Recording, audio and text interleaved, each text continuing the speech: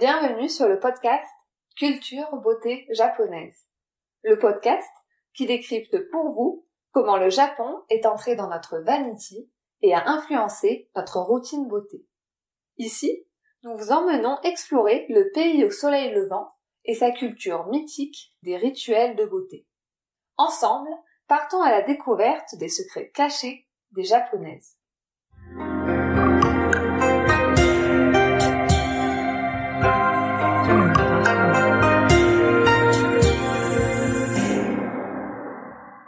Bonjour à toutes et à tous. On se retrouve aujourd'hui dans le dernier épisode de la saga dédiée à l'apparition des soins et des rituels de beauté au Japon. Dans l'épisode précédent, nous nous étions quittés au XVIIIe siècle, début de l'industrialisation des soins de beauté et de l'ouverture des maisons de thé avec le développement des geishas. Maintenant, il est temps d'aborder la dernière étape de notre voyage. En avant, direction le Japon à la période d'Edo. Edo est l'ancien nom donné à la ville de Tokyo. La période d'Edo, qui se situe entre 1800 et 1900, représente un grand tournant dans l'évolution des cosmétiques. Nombre de produits et rituels qui nous sont familiers ont vu le jour à cette époque.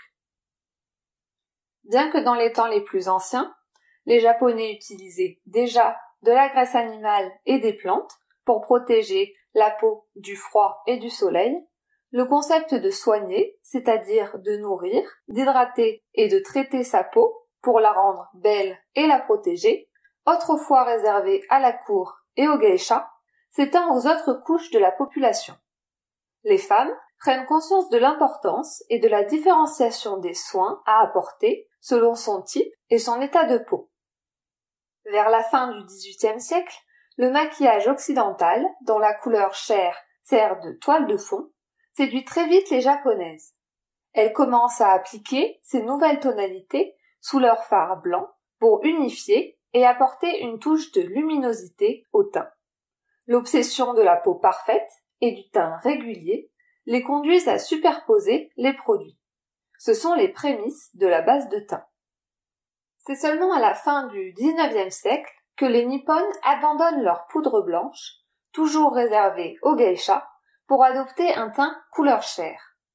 C'est ainsi que les premiers industriels de beauté, tels que Shiseido en 1872 et Kanebo et Kao en 1887, commercialisent des bases de maquillage pour magnifier le grain de peau et instaurent des rituels de soins.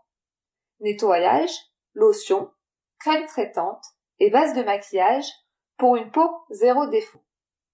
Le sao, ou layering, devient le rituel beauté par excellence. La superposition des couches de produits est pratiquée par toutes les femmes, matin et soir.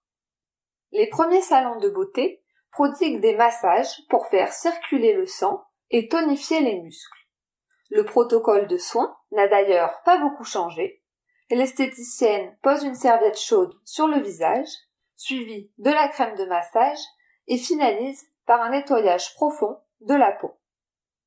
Pour les peaux délicates, on conseillait de graisser la peau avant le nettoyage et d'utiliser de la poudre de sonderie plutôt que du savon, jugé trop astringent.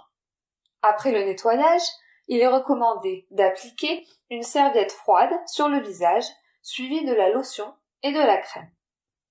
Dans les années 20, selon l'épaisseur et l'intensité du maquillage appliqué, les femmes commencent à utiliser des huiles pour le démaquillage des fards tenaces ou du lait pour simplement nettoyer le visage non fardé. Les premiers fonds de teint hydratants voient le jour dans les années 40, dont le best-seller était un bâton stick. Le double nettoyage s'est installé avec la sortie des fonds de teint à base d'huile, difficile à ôter avec un simple démaquillant. En 1940, il est important de prendre soin de sa peau selon son type et son état cutané. Pour cela, de nombreux produits cosmétiques voient le jour. Par la suite, les femmes se soucient des signes du temps sur leur visage.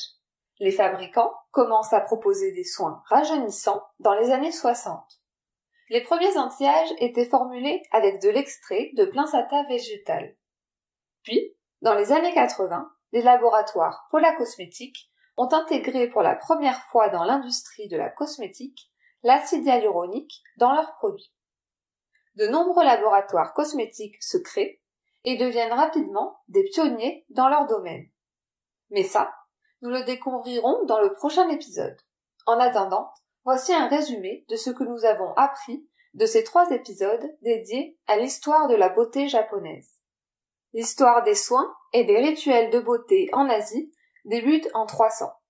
À cette époque, l'association des couleurs rouge et blanc marque le début du culte de la beauté blanche et de la tendance des lèvres rouges. La culture du bain apparaît ensuite avec l'adoption du bouddhisme en Asie. Entre 700 et 1300, Kyoto sera le berceau des cosmétiques. Puis, au XVe siècle, l'art du massage apparaît. Et, un siècle plus tard, le maquillage se sophistique. Le XVIIIe siècle est le siècle des grands changements. C'est l'industrialisation des soins de beauté, le début des bases de teint et la naissance des premières geishas. La période d'Edo qui suit marque un tournant majeur puisque l'ensemble de la population accède à la culture des soins de beauté. Et c'est au XIXe siècle que la poudre blanche est abandonnée par les japonaises et que les rituels de soins sont développés. Enfin, à partir des années 20, les rituels que l'on connaît aujourd'hui apparaissent progressivement, en commençant par le démaquillage à l'huile jusqu'à l'apparition de l'acide hyaluronique dans l'industrie cosmétique dans les années 80. Voilà, maintenant vous savez tout sur l'origine des soins et des rituels de beauté au Japon. Cela vous a plu? Alors n'hésitez pas à nous donner votre avis sur SoundCloud et à vous abonner à notre podcast pour suivre toutes nos prochaines aventures. Dans l'épisode suivant, nous parlerons des pionniers de la beauté. En espérant que ce voyage au cœur de l'histoire ancestrale des soins de beauté nippons vous aura plu. Merci pour votre écoute. À bientôt. Portez-vous bien.